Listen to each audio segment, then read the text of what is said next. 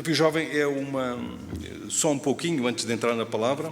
O Desafio Jovem, como os irmãos sabem, dedica-se essencialmente à recuperação de toxicodependentes e alcoólicos. Neste momento, o Desafio Jovem está espalhado em mais de 120 países, tem cerca de 20 mil camas abertas. Como os irmãos imaginam, é uma luta diária muito grande, porque nós estamos a lidar com o mundo das trevas, não é? Nós estamos a lidar com um inimigo feroz que não gosta daquilo que nós fazemos. Então as lutas são muitas, não é?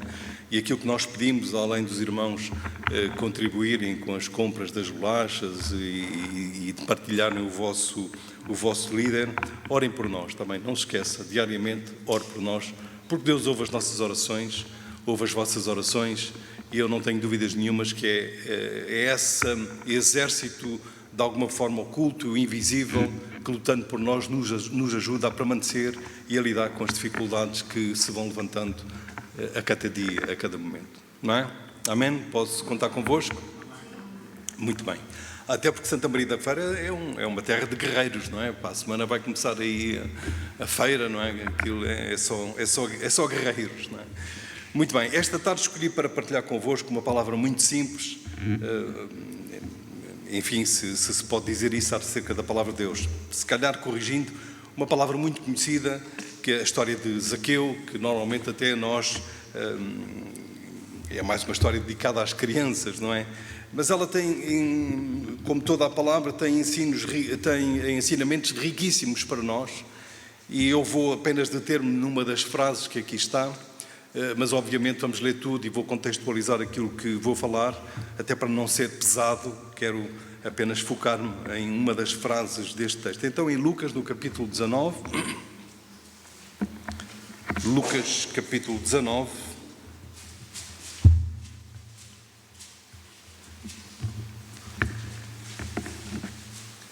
a história começa logo no versículo 1.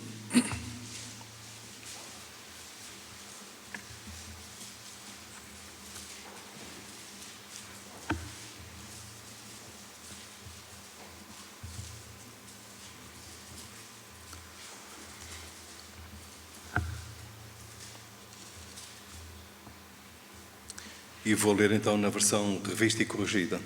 E tendo Jesus entrado em Jericó, ia passando, e eis que havia ali um homem chamado Zaqueu, e este era um chefe dos publicanos e era rico. E procurava ver quem era Jesus, mas não podia, porque por causa da multidão, pois ele era de pequena estatura. E correndo adiante, subiu a uma figueira brava para o ver, porque havia de passar por ali. Quando Jesus passou àquele lugar, olhando para cima, viu e disse-lhe: Zaqueu, desce depressa, porque hoje me convém entrar ou pousar em tua casa. E apressando-se, desceu e recebeu-o com júbilo. E vendo todos isso, murmuravam, dizendo que entrara para ser hóspede de um homem pecador.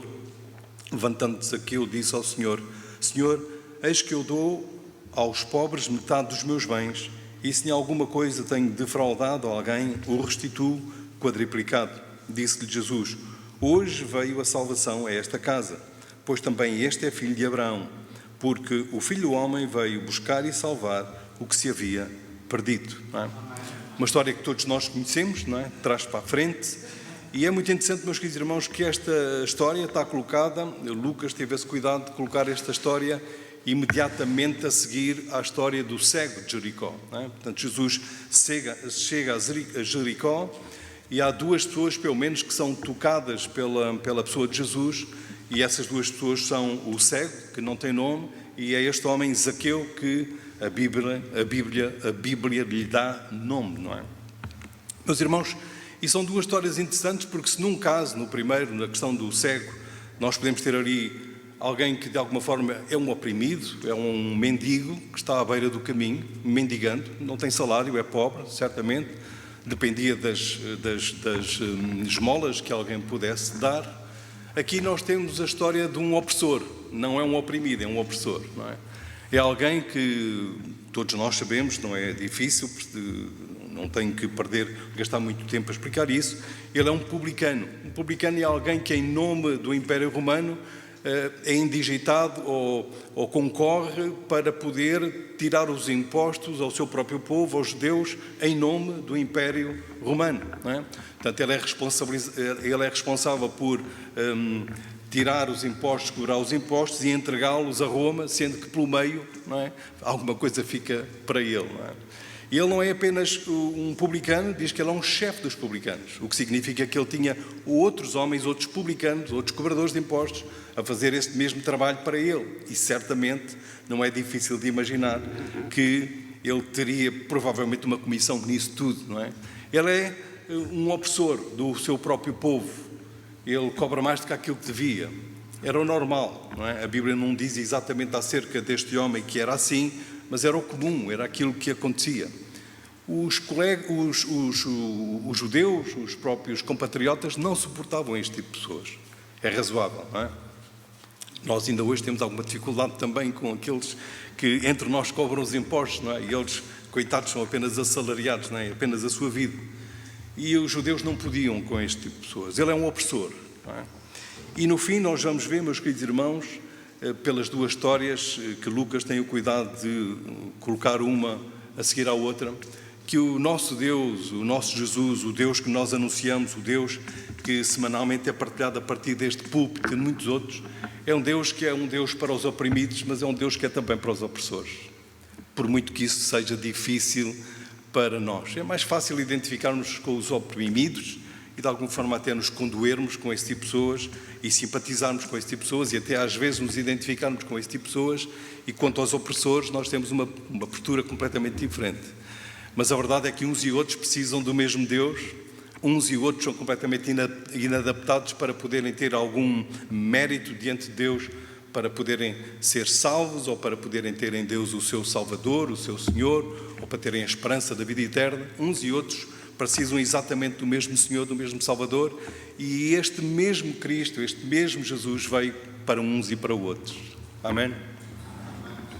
Jesus diz, aliás, é o livro dos Hebreus que nos ensina, de que ele, quando veio, ele era a exata expressão do Pai. Não é? É o Deus visível, o Deus que está entre nós. E ele veio com a missão que também está descrita para libertar os oprimidos, dar vista aos cegos. Esta é a sua natureza. Mas precisamos de realizar e entender, meus queridos irmãos, de que este Jesus, ele é de uns e de outros, dos oprimidos e dos opressores. Eu disse e reafirmo que nós temos mais dificuldade em nos identificarmos como opressores. Mas eu tenho que dizer, pelo menos vou dizer na primeira pessoa, que tem muitas vezes na minha vida que eu sou mais opressor do que oprimido, não é? Tem muitas vezes que à minha volta eu também sou um pouquinho tirano, não é? Não deveria ser, mas sou. Se tiverem que atirar pedras no fim, atirem, mas para já aceitem a minha ousadia de falar a verdade.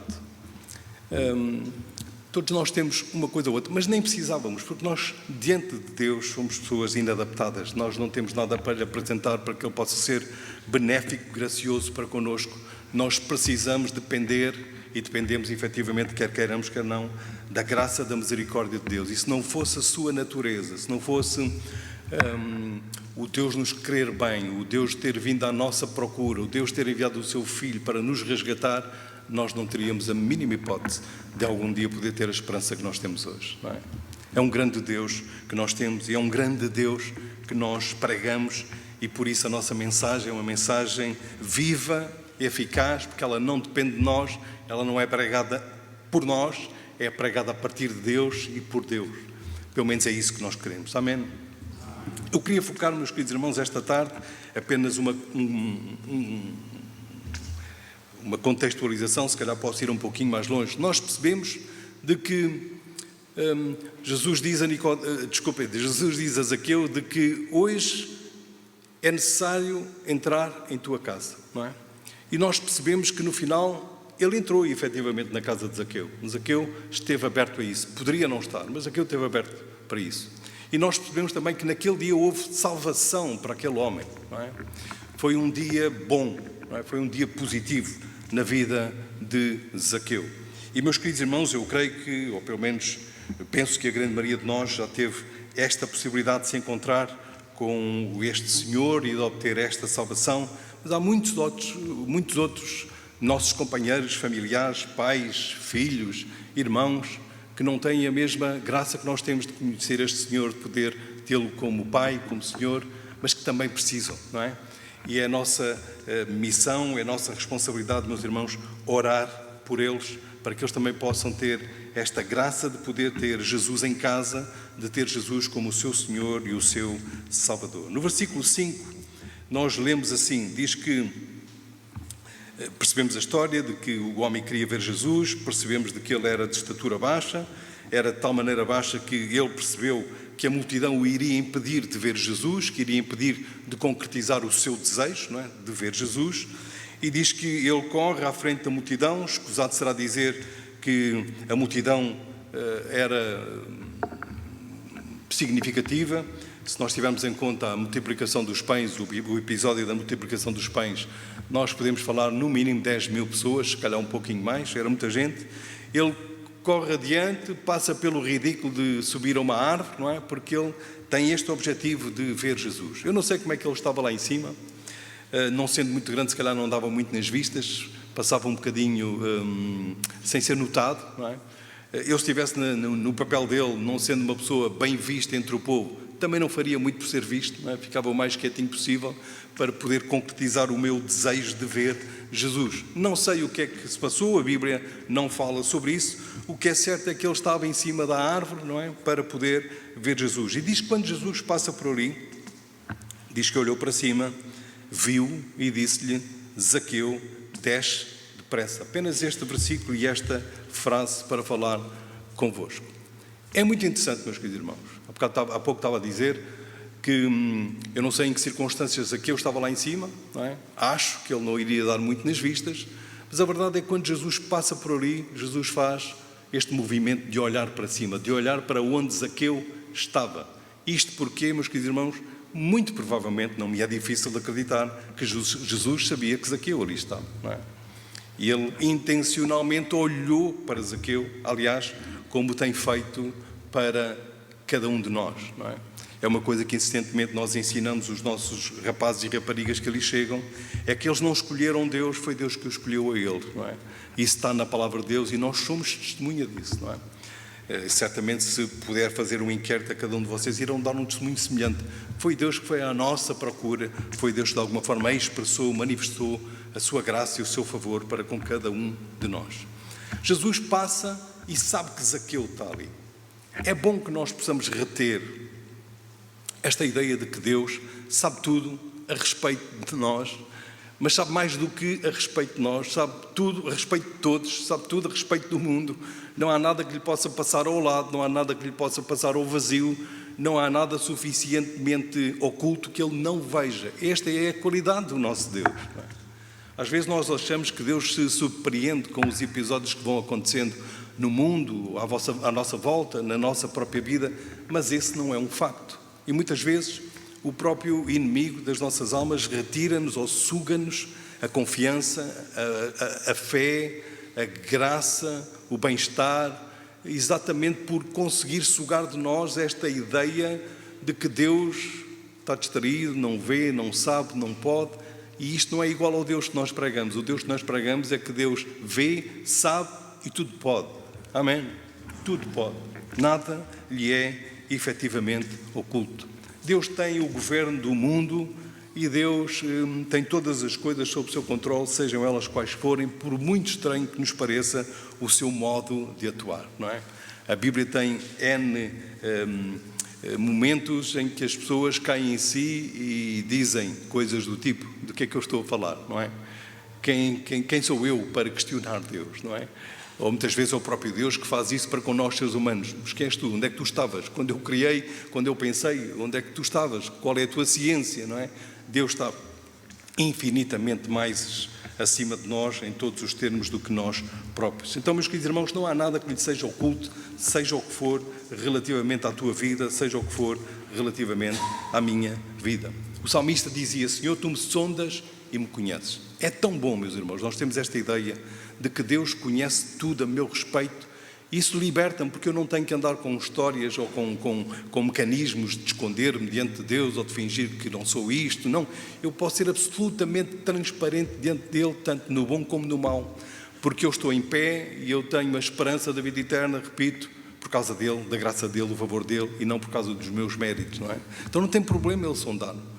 A sua morte na cruz do Calvário, o seu sangue ali vertido, é mais do que suficiente para perdoar todos os nossos pecados. Os olhos do Senhor estão sobre a terra, estão sobre todos. Estão sobre si e estão sobre mim. Então, Jesus passa por ali e olha Zaqueu, não é? E o mesmo acontece com cada um de nós. Nós não estamos demasiado escondidos em Cocujães, apesar de ser uma terra pouco conhecida. Não estamos demasiado escondidos aqui em Santa Maria da Feira, porque Deus bem sabe quem você é, bem sabe tudo a seu respeito.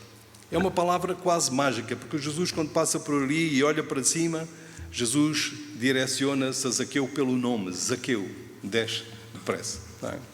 Parece uma coisa de brincadeira, mas isto fala de identidade e fala de Deus nos respeitar, no fundo, também na nossa identidade. Deus conhece o nosso nome. Nós não somos um número para Ele, não somos apenas mais um, somos o Jorge, somos o Palmeiro, somos o Alexandre, somos tratados pelo nome. Ele conhece a nossa história, a nossa pessoa. Jesus não se virou para cima e não disse: "Epá, tu que estás aí escondido, desce, tu ou publicano, tu ou isto ou aquilo." Não, Zaqueu. Nós temos nome diante de Deus, não é? É o próprio Jesus que dizia que Ele conhecia as suas ovelhas pelo nome, não é? E as chamava exatamente pelo nome. Deus conhece-te pelo nome. Deus conhece a tua história. O salmista dizia que ainda antes que estivesse dentro do ventre da sua mãe, dentro da barriga de sua mãe, já Deus o conhecia, não é? Ele dava testemunho disso e eu, ao ler a sua palavra, reconheço que isso é verdade também acerca da minha própria vida. Deus conhecia-me quando eu ainda não era gente e diz que no seu livro estão escritos todos os dias da nossa vida e todas as nossas histórias até ao fim, ainda elas não estão realizadas. Esta é a natureza do nosso Deus, é este Deus que nós apresentamos e é este Deus que aqui, de alguma forma, se está a apresentar à pessoa de Zaqueu. Zaqueu. E Deus chamou a Zaqueu, chamou a Noé, chamou a Abraão, chamou a Moisés, chamou a si, chamou a mim. E quando Deus chama, meus queridos irmãos, o seu intuito, já há pouco disse, e as Escrituras estão carregadas disso, a Bíblia diz, por exemplo, que Deus não consegue pensar mal a nosso respeito. Quando Deus se cruza no nosso caminho, quando Deus vai ao nosso encalço, quando Deus nos procura, quando Deus olha para cima da árvore onde nós estávamos plantados, Deus só quer uma coisa, quer o teu bem, não é? Deus quer dizer-te a ti a mesma coisa que dizia ao seu povo: "Não temas, eu te remi, chamei-te pelo teu nome, tu és meu." Nas mãos de Deus nós estamos seguros. Aliás, nós só estaremos seguros na mão de Deus, não é?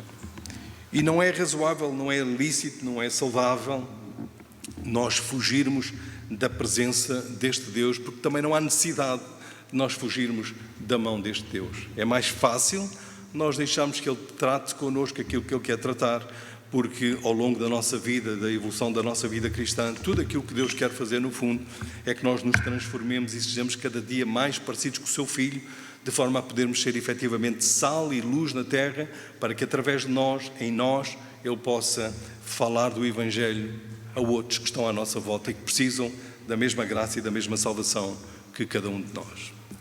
A verdade é que a Bíblia diz de que Zaqueu tinha a intenção de ver Jesus, e quando Jesus lhe dá esta instrução para ele descer, porque lhe convém entrar em sua casa, o que nós percebemos é que Jesus vai com ele, não é? Jesus vai com ele. Aliás, diz que os judeus começaram até a murmurar por causa disso, não é? É interessante que os judeus, relativamente ao cego de Jericó, não murmuraram, não é? Mas agora, relativamente a este opressor, eles murmuram acerca daquilo que eram os atos de Jesus. Portanto, esta visão mais prós desgraçadinhos, deixem-me passar assim, já era comum naquele tempo, não é apenas connosco. Mas esta ideia, meus irmãos, de Jesus, eu há pouquinho estava a dizer, Jesus é, na terra, a face visível de Deus, o Deus visível. O Deus que não era visível tornou-se visível. O seu próprio nome era Emmanuel, Deus conosco, não é?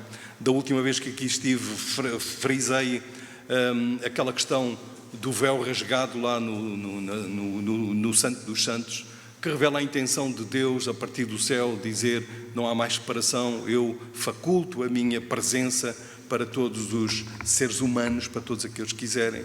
Meus queridos irmãos, esta ideia de o ser mais importante do universo, não é? Que eu acho que é óbvio que, por mais que nós conheçamos Deus, a nossa visão de Deus é sempre muito restrita, é muito pequenina. E nós só vamos perceber o quão pequenina ela é no dia em que nós pudermos estar diante dele face a face, não é? Quando o virmos, quando ele é efetivamente, é que nós vamos perceber o quão ele é grande e quão nós somos pequeninos, não é? Isaías, quando viu, diz que, não é, ficou aflito. Ai de mim, não é? Santo, santo, santo é o Senhor. Este Deus que se dá o trabalho de ir no encalço ao lado de Zaqueu para a sua casa, vai sendo de alguma forma murmurado ou vai sendo alvo de ser enxovalhado pelos outros, mas ele continua no seu percurso de ir para a casa de Zaqueu porque tem uma missão para fazer, que é salvar a vida de Zaqueu. Este Deus faz a mesma coisa consigo e comigo, não é? Ele vem connosco. Às vezes nós estamos em dia não e temos palavras que não devíamos ter, temos comportamentos que não devíamos ter, fazemos coisas que não devíamos fazer, mas Ele não deixa de estar connosco, Ele está presente. E era tão bom, eu gostava muito disso, de poder vê-lo, não é? É óbvio que nós não podemos ver as coisas espirituais, não podemos ver aquilo que é espírito e Deus é espírito, mas às vezes era bom nós podermos vê-lo, porque isso iria realizar uma adoração, uma devoção, uma consagração diferente daquilo que acontece, porque nós temos que crer que Ele existe, que está aqui entre nós, mas não o conseguimos ver, e isso toca-nos de forma diferente. Deus acompanhou na pessoa de Jesus, acompanhou Zaqueu, e Deus acompanha-o na sua vida. Hoje, amanhã, nas coisas boas, nas coisas más, quando há saúde, quando não há saúde, na morte, na eternidade, Deus ainda vai lá estar. Deus nunca vai deixá-lo. Deus sempre estará contigo, jamais o deixará, jamais o abandonará. Amém? Zaqueu desce depressa. Meus queridos irmãos, Jesus dá uma instrução a Zaqueu, que é muito interessante, não é? Zaqueu diz que subiu para ver Jesus, e Jesus diz, desce, não é? Às vezes nós achamos que precisamos de mais qualquer coisa para, e Jesus diz, não precisas de mais, precisas de menos, para poderes ver efetivamente quem eu sou, para poderes ter comunhão comigo, para que eu possa habitar em tua casa, estar na tua casa e produzir sobre a tua vida salvação. Mas, irmãos, talvez, eventualmente sempre foi assim, mas penso que uma das maiores dificuldades da nossa geração é exatamente homens e mulheres que não sabem descer, que não sabem ser humildes, que não sabem lidar com humildade. Há muita soberba, não é? As pessoas são muito arrogantes. E a arrogância, meus queridos irmãos, não é necessariamente um paradigma dos opressores, é também um paradigma dos oprimidos, não é? Eu não sei, já não sei o que é que disse aqui, já preguei aqui algumas quantas vezes, não é? Mas uma das minhas funções no Desafio Jovem, antes de vir aqui para o Norte, era o responsável pelo Café Convívio. O Café Convívio é, no fundo, um espaço onde nós fazemos o primeiro contacto com as pessoas que têm estes problemas e que, de alguma forma, vão procurar ajuda. Nós também os procuramos, vamos aos bairros, vamos, assim, procurá-los. E, como os irmãos imaginam, eram pessoas, muitas delas, ou a grande maioria delas, sem abrigo, portanto, tinham perdido tudo na vida. Mas, ao lidar com estas pessoas, eu vi entre eles muita gente muito arrogante, não é? Caídos no chão, sem nada, a vida completamente esfrangalhada, os pais e as famílias separados, não querendo nada a ver com eles, mas ainda assim tanta arrogância. Porque a arrogância não tem a ver com de que lado é que tu estás, tem a ver com a nossa natureza. E das coisas mais difíceis, meus queridos irmãos, é nós sermos pessoas humildes. Mas é urgente que nós façamos isso, não é?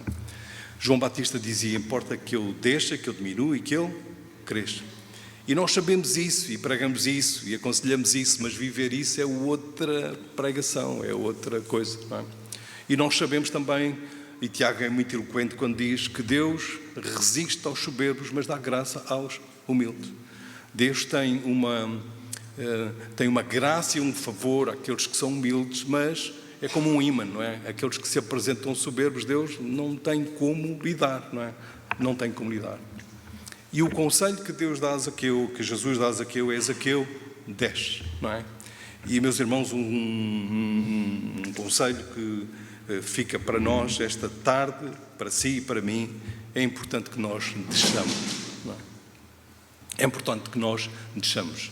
Não vou discutir muito o ponto, cada um de nós saberá aplicar à sua própria vida o que é que isto significa, o que é que isto é necessário, mas, na verdade, nós hoje vivemos muito um paradigma em que as pessoas só têm direitos, poucos deveres têm, e isso vê-se na família, vê-se na nossa sociedade de uma forma geral, vê-se na relação dos professores com os alunos, vê-se na relação dos polícias, não é? Olhando para vocês, alguns de vocês já têm cabelos brancos, não é? Outros já não têm cabelo, como eu, não é? E certamente ainda são do tempo que eu também sou, talvez não tanto como alguns de vocês, de quando se dizia, vem lá a guarda, respeito, não é? Muito respeito. Hoje em dia, vem lá a guarda ou não vir a guarda, é uma palhaçada quase, não é? Então isso está enraizado na nossa natureza e às vezes é muito difícil, porque é muito subtil, nós percebermos que nós precisamos de nos humilharmos. E quanto mais nós apagarmos a nossa vela, melhor nós vamos ver a vela de Deus e melhor nós vamos ver Deus em nós. Amém? O próprio Jesus nos ensinou de outra maneira que nós precisamos estar nele, porque se não estivermos nele e ele em nós, nós não poderemos fazer nada. Não há nada em nós suficientemente bom ou razoável para poder brilhar no reino de Deus. No reino de Deus, o que nós precisamos é de anular-nos a nós próprios e permitir que ele seja em nós graça, favor, bênção, caráter, para que nós possamos ser aquilo que ele diz que nós devemos ser. Zaqueu desce, mas dá-lhe uma condição a Zaqueu. Zaqueu desce depressa, não é? Depressa. Meus irmãos, há um sentido de urgência na nossa vida, na vivência, no nosso viver diário, no nosso viver cristão, na nossa ligação a Deus, não é? É muito comum, e eu falo muitas vezes isso lá com estes rapazes e estas raparigas, não é? Como os irmãos entendem, a maior parte deles, quando chegam ao desafio jovem, a grande maioria nunca teve contato com o Evangelho, é a primeira vez, não é? E quando vêm até ao desafio jovem, não vêm por causa do Evangelho, não é? Vêm por causa de outros problemas, e chegam ali, aquilo que nós lhes apresentamos como sendo a solução para as suas vidas é o Evangelho, a Palavra de Deus, as verdades da Palavra de Deus. E não precisam ter muito tempo, às vezes uma semana, 2 semanas, eu estou lá sentado no escritório a conversar com eles e logo eles respondem, Jorge, mas isto é um processo, não é? E quando nós dizemos isto é um processo, estamos a remeter para amanhã as reformas que nós percebemos que temos que as fazer, não é? E tantas vezes, meus queridos irmãos, as reformas que nós sabemos que temos que fazer não são impostas por ninguém, não são impostas por um diretor de uma comunidade, não são impostas por um líder de uma comunidade, são impostas pelo próprio Deus e pelo próprio Espírito que fala as nossas vidas e pela Palavra de Deus que é incontornável. E certamente você já muitas vezes, estando aí sentado no seu lugar, deste púlpito, ouviu coisas que disse, eu preciso disso, eu preciso de mudar isso, eu preciso de implementar isso, eu preciso de fazer isso, não é? Mas a nossa tendência sempre, a nossa tendência humana é deixar passar, deixar que a consciência não fique tão agudizada e ali a marcar-nos. Amanhã talvez já passou um pouco essa emoção e já vou poder conseguir raciocinar um pouquinho sobre o melhor e amanhã fica para depois. Mas há um sentido de urgência imposto pelo próprio Jesus quando diz a Zaqueu, desce, mas desce depressa. O que tens a fazer, fala depressa. Porquê que há um sentido de urgência, meus irmãos, nas reformas? Há um sentido de urgência, primeiro, porque o tempo do homem é o hoje e não amanhã, não é? O tempo do homem é hoje e não ontem. Nós não temos a mesma capacidade que o nosso Deus tem, para o qual o tempo é transversal. Ele pode andar do passado para o futuro, passando pelo presente e vice-versa, e o tempo não é uma linguagem que ele domina da mesma forma que nós a dominamos, ou o conceito de tempo para Deus é diferente daquele que é para cada um de nós. Nós não podemos ir ao passado mudar as coisas que fizemos. Muitos daqueles homens e mulheres corajosos que me acompanham gostavam de poder emendar coisas do passado, mas não têm essa oportunidade. Passou. Mas nenhum de nós pode dizer que amanhã estará vivo. E eu não quero assustar-vos, mas é a realidade da vida. Aliás, ninguém pode dizer que daqui a 1 hora está vivo, não é? O irmão Palmeiro, na quinta-feira, falava que a semana passada foi fazer um funeral, não é? Se calhar, se à mesma hora deste dia, a semana passada, lhe dissessem que isso ia acontecer, nós não estamos livres de que isso aconteça, porque isso é a nossa natureza. Por isso a nossa vida é urgente, meus queridos irmãos, a nossa vida é urgente. Quando Deus fala, quando o Espírito de Deus fala, nós devemos aplicar essas verdades à nossa vida. Até porque acontece outra coisa. E Jesus sabe isso, porque Jesus sabe da nossa natureza. Quando a Bíblia diz, N vezes, em N partes, se ouvires a sua voz, não endureças o coração. Porque quando nós ouvimos e não obedecemos, o nosso coração endurece. Da próxima vez que ouvirmos a mesma coisa, a nossa sensibilidade não é igual, é menor. O nosso coração está encurtiçado, fica encurtiçado. E quanto mais vezes isso acontecer, mais endurecido ele vai ficar. É um movimento normal da nossa natureza. Por isso é que nós devemos, por mais subtil que seja a sua palavra, por mais silenciosa que seja a sua palavra, e eu creio que a grande maioria de vocês já tem essa experiência com Deus para perceber que normalmente Deus não fala muito alto, Deus fala muito subtil, não é? E não repete muitas vezes a mesma coisa. Deus deixa do nosso lado a bomboca, não é? Deus deixa do nosso lado a responsabilidade de obedecermos ou não obedecermos. Mas quando nós ouvimos a voz de Deus e nós obedecemos, o nosso coração, pelo contrário, torna-se amolecido, torna-se mais sensível. Na prática da nossa vida nós vamos perceber, não, Deus falou e quando eu me pus ao caminho para mudar, Deus abençoou, Deus falou à nossa vida. Porque é que Jesus diz a Nicodemos, lá estou hoje com Nicodemos, não é? Porque é que Jesus diz a Zaqueu, desce e desce depressa? Porque Jesus sabe que a nossa janela de oportunidade é hoje, aqui e agora. Nós não podemos deixar para amanhã, nós não nos podemos escudar nos processos, nós temos que fazer aquilo que sabemos que temos que fazer hoje. Enfim, há coisas que não dependem de nós, mas daquilo que depende de nós é apenas e só por isso que nós seremos responsáveis. Jesus dizia que ninguém viria a Ele se o Pai não enviar, não é? Então veja como uma graça de Deus, um favor de Deus, Ele abrir essa janela de oportunidade para que nós possamos desenvolvermos e crescermos nele. Amém?